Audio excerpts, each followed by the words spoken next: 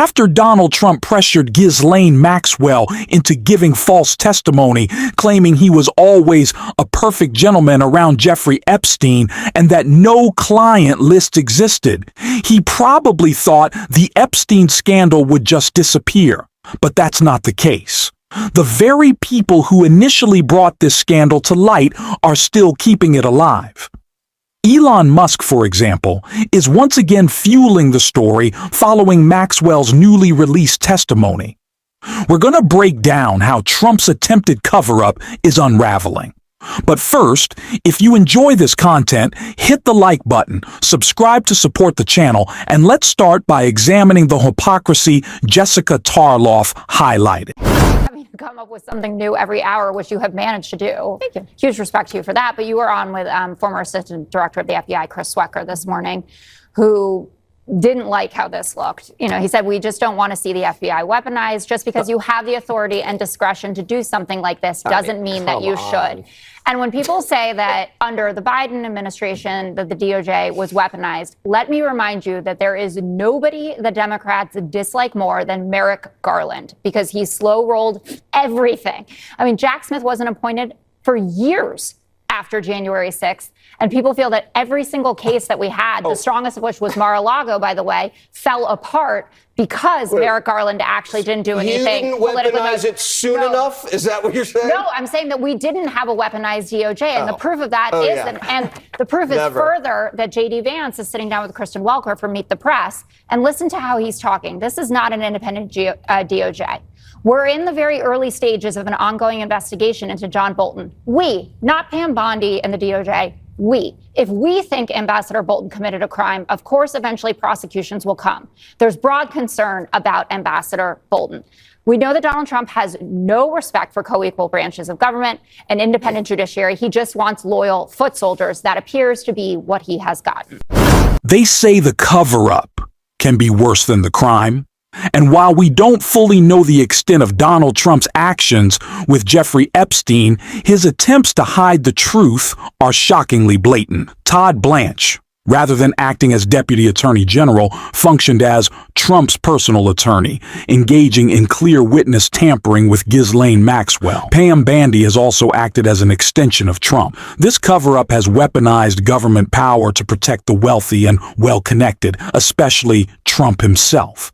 That's why he's desperate to control the narrative, and why Elon Musk's involvement has infuriated him. The department is also sending some of the Epstein files over to the House Oversight Committee today. Are you in support of them releasing all of them? Keeping it open. If they wanted to release, people shouldn't be hurt, but I'm in support of keeping it totally open. I couldn't care less. You got a lot of people that it could be mentioned in those files that don't deserve to be. You know, people, because he knew everybody in Palm Beach. I don't know anything about that, but I have said to Pam and everybody else, give them everything you can give them, because it's a Democrat hoax. That's just a hoax. The whole Epstein thing is a Democrat hoax. So we had the greatest 6 months, 7 months in the history of the presidency, and the Democrats don't know what to do, so they keep bringing up that stuff. But it affected them. Bill Clinton was on his plane and went to the island supposedly 28 times. I don't want to bring that up, frankly. You have Larry, whatever his name is, Summers, the head of Harvard, who was Jeffrey Epstein's best friend. Nobody ever talks about that. I mean, but I don't want to hurt Larry Summers, but he was best friends with Jeffrey Epstein. No, this is a Democratic hoax to try and get the significance of what we've done over the past 7 months. Nobody's ever seen anything like it. It's a Democratic hoax. Donald Trump says you shouldn't even talk about it. You shouldn't even think about it. It's not even real. They're lying to you. The list doesn't even exist. I know Pam Bondi said that the list exists. I know that Kash Patel did. I know that Trump did. I know that Vance did. But of course, Trump wants you to believe that's not the case, and he got Ghislaine Maxwell to say that. That is what Donald Trump wanted out of all of this, to try to shut it down, for Maxwell to say there is no list. Stop paying attention. But that just doesn't seem right. And surprisingly, the person who made the best argument against the case Trump is trying to make is Elon Musk. when a Twitter account by the name of Disclosure TV wrote, "Just in US DOJ and FBI join Epstein memo, there was no credible evidence found that Epstein blackmailed prominent individuals as part of his actions," Musk wrote.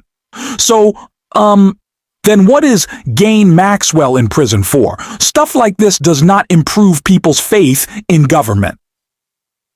Elon Musk also posted this meme, writing, "We will release the Epstein list. We need more time."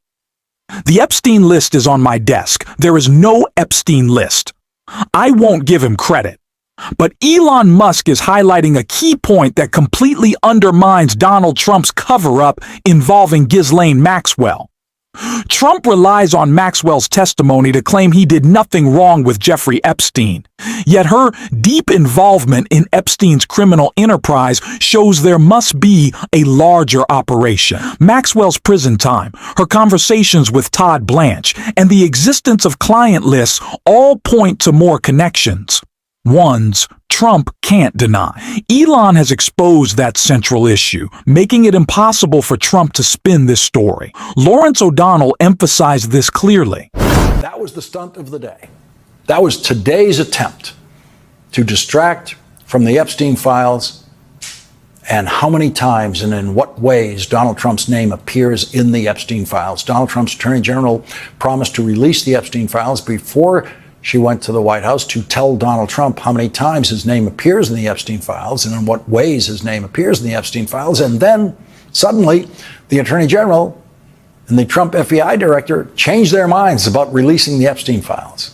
Last night on this program, Congressman Robert Garcia made news by revealing that in the secret testimony Monday to the House Oversight Committee, former Trump Attorney General William Barr said it is fully within the power of the current Attorney General to release every word of the Epstein files.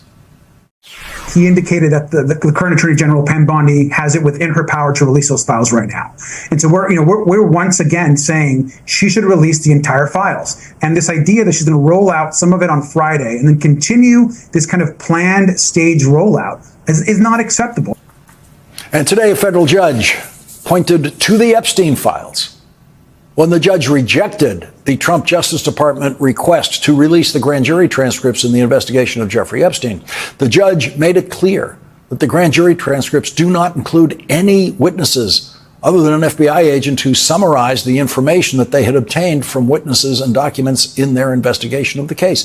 That was enough to get an indictment of Jeffrey Epstein for his sex trafficking and raping children.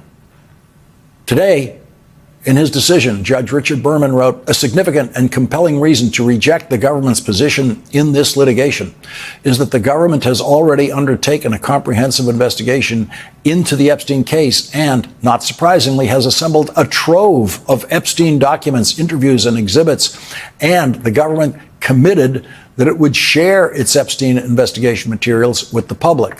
The government's 100,000 pages of Epstein files and materials dwarf the 70-odd pages of Epstein grand jury materials. The government is the logical party to make comprehensive disclosure to the public of the Epstein files.